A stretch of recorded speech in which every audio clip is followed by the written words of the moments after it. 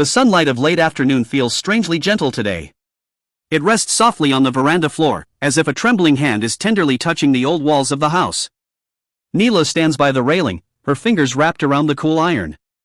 In the distance, the white cash flowers sway like quiet waves, yet inside her chest something feels unbearably heavy, an invisible emptiness pulling at her heart.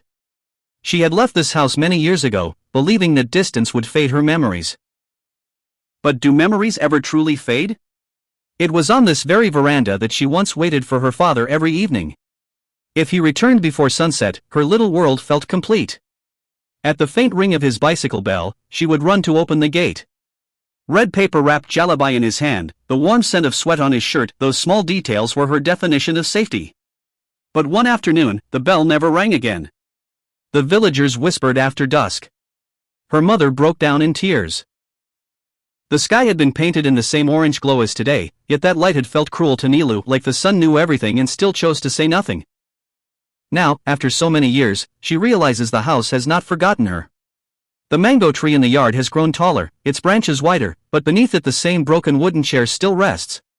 She walks toward it slowly and runs her hand over its rough surface. The wood is worn, yet it feels warm beneath her touch.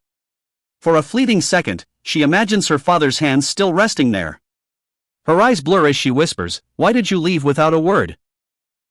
From inside, her mother's faint cough echoes through the rooms. Her mother moves slowly now, speaks softly, carries time in her silver hair and tired eyes. Yet when she looks at Neelu, a quiet light awakens in her gaze, a light that survives loss. Once, her mother had said, "Those who leave become sunlight in the sky. You cannot hold them, but they leave their warmth behind." Neelu had not believed it then.